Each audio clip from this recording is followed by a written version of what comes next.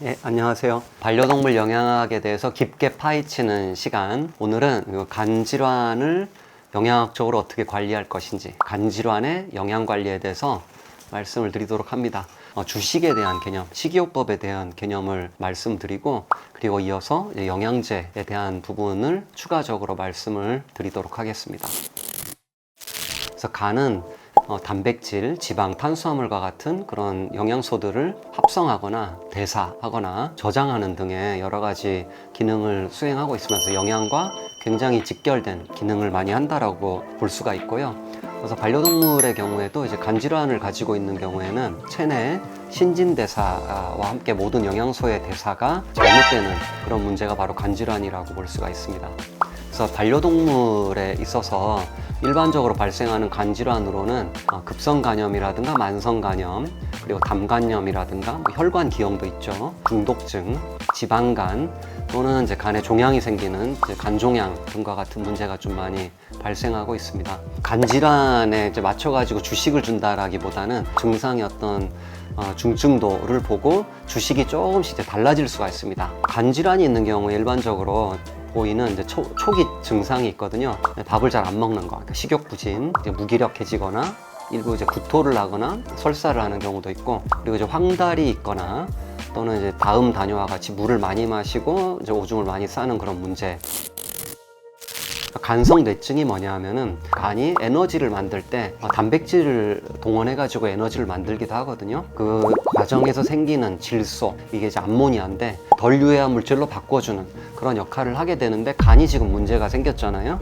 그러다 보니까는 변환시킬 수 없는 거죠, 암모니아를. 그래서 그 암모니아가 뇌로 침투해 가지고 마치 이제 신경 증상을 보이는 것처럼, 예를 들어 가지고 잘 서지 못하거나 비틀거리거나 잘 걷지 못하는 그런 문제, 또는 심하면 이제 경련과 같은 그런 문제를 일으키기도 합니다. 암모니아로 인한 문제다 보니까 그 암모니아는 질소에서 유래되고, 질소는 주로 단백질에 많이 들어있는 성분이거든요. 그렇기 때문에 어쩔 수 없이 단백질의 섭취량을 낮추는 그런 조치를 취해야 되는 거죠.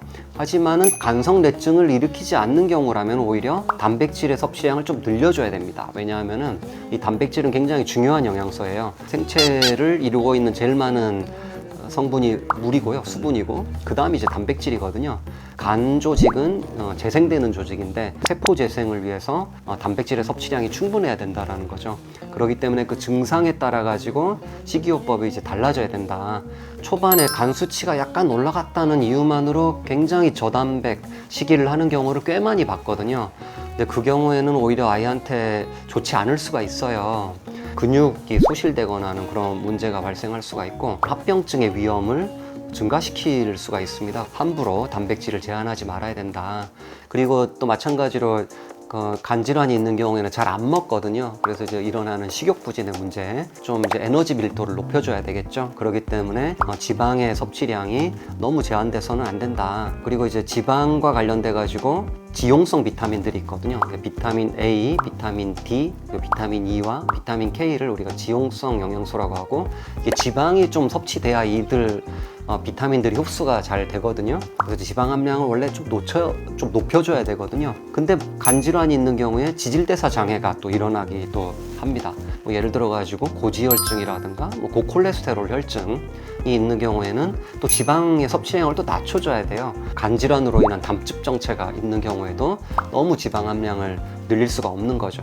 그래서 이제 고에너지 식이를 해야 되지만은 그 지방 함량은 그 아이가 가진 특징에 따라 가지고 잘 판단을 해주셔야 되는 거예요.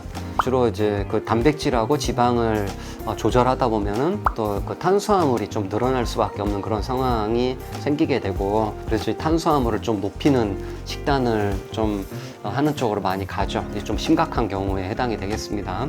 그래서 탄수화물에는 크게 두 가지가 있습니다. 우리가 에너지를 만드는 당질 또는 전분이라고 하기도 하는데, 그거는 좀 이제 증가돼야 되는 식단을 해줘야 되고, 소화가 안 되는 탄수화물이 있어요. 그걸 다른 말로 식이섬유라고 하거든요. 포만감을 느끼게 됩니다. 식욕부진이 있는 경우에는 식이섬유 양이 너무 많이 섭취되면 안 되는 거죠. 보편적으로 간질환이 좀 심하게 진행이 되면은 식이섬유 섭취량을 너무 늘리지 않도록 조치를 이제 해야 됩니다.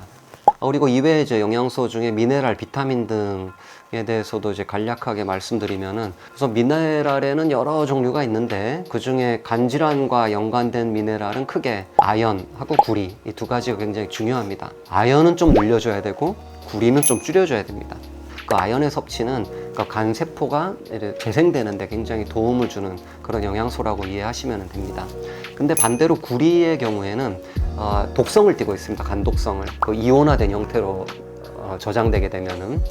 근데 그 독성이 있기 때문에 여기에 이제 단백질이 붙어가지고 그 독성을 없애준 형태로 간에 저장이 되거든요. 구리는 늘어나는데 단백질의 양은 한계가 있고, 그래서 더 이상 붙을 단백질이 없으면은 구리는 이온화된 형태로 저장이 돼야 되는 거죠. 그렇게 되면 간독성이 생기게 되거든요. 그렇기 때문에 주식을 통한 식이요법을 하는 데 있어서 구리의 제한이 굉장히 중요하다라고 볼 수가 있고요. 추가로 그 간에 구리가 많이 들어있거든요. 그래서 간이 문제가 있다고 간을 주시면 안 돼요. 간과 같은 내장류를 조심하셔야 됩니다. 그리고 이제 비타민에 대해서 말씀을 간략하게 드리면은 비타민 A, B, C, D, E, K 이렇게 있는데요.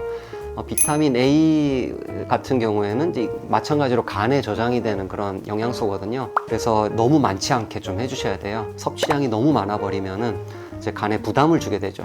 그리고 비타민 B 역시 이제 여러 가지 에너지 대사와 관련한 역할을 하게 되는데 좀 추가해주면 좀 도움이 된다. 비타민 C는 원래 만들잖아요, 개와 고양이는. 근데 간이 지금 문제가 생겼잖아요. 그래서 합성 능력이 떨어지게 되죠. 그렇기 때문에 비타민 C를 추가적으로 공급해 주는 것도 좋은 방법 중에 하나다.